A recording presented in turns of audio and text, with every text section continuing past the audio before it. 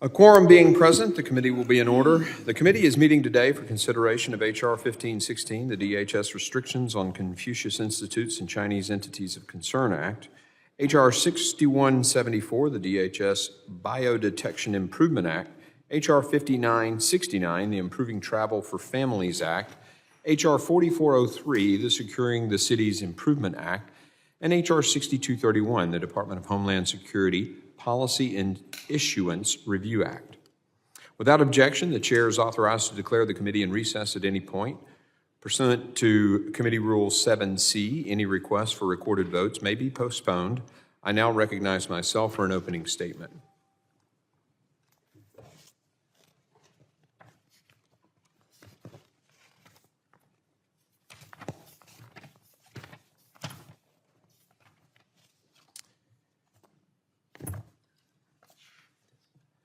To all our members, especially Ranking Member Thompson, thank you for your cooperation leading up to today's markup.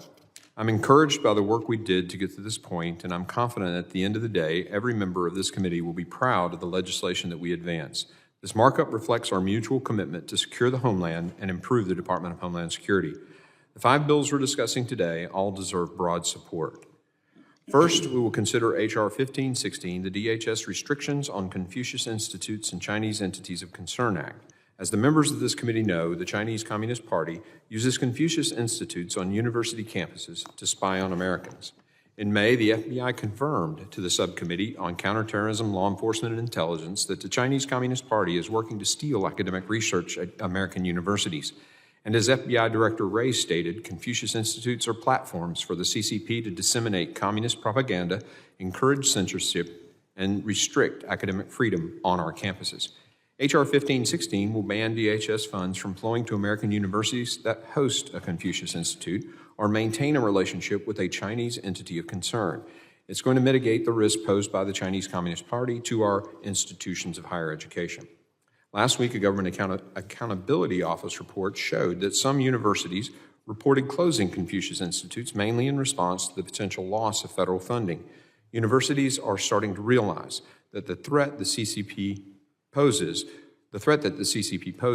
but now is no time for Congress to let up. Congress has previously acted to prevent DoD funding from going to universities with Confucius Institutes. We must make sure that similar actions are taken by the Department of Homeland Security.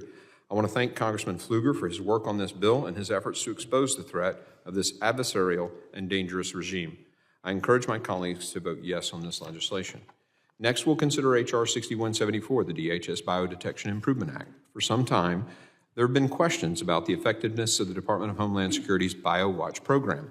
That's why in 2019, DHS launched a new acquisition program to move into the next generation of detection of biothreats and to replace the BioWatch program with new and more reliable technology. However, DHS has not used all the resources at its disposal, including the national laboratories housed within the Department of Energy. H.R. 6174 would ensure DHS is doing everything it can to improve biodetection research and development, including requiring DHS to explain how it plans to use the Department of Energy national labs. Congressman Strong, thank you for your work on this bill, and I hope all the members of the committee see the need for it and support it today. I'm also proud to support H.R. 5969, the Improving Travel for Families Act, which will streamline the customs process for Customs and Border Protection, screening travelers at airports, and for families returning from international travel. This bill will allow children ages 10 and under traveling with a parent or guardian who is a Global Entry member to accompany the parent through Global Entry lane at the airport. It would also allow a parent applying for Global Entry to schedule a single interview for up to 4 children. I know this bill will make things much easier for our CBP officers working at the airports and for American families coming back home. Thank you, Congressman Luttrell, for proposing this bill.